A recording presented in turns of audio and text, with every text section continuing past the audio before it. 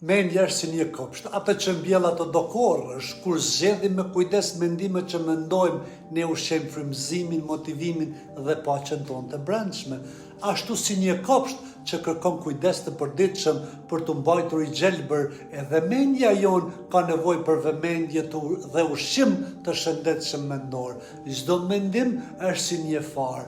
Nëse mbjellin fara frike, dyshimi apo negativiteti, do korrim ankth dhe pasiguri, por nëse mbjellim besim, mirënjohje dhe dashuri, do të korrim qetësi dhe forcë të brendshme. Psikologjia moderne e quan këtë proces vetdije mendore, aftësia për të zgjedhur me vetdije se cilat mendime lejojmë të qëndrojnë në mendjen tonë. Në fund, kopshti i mendjes është pasqyra e shpirtit.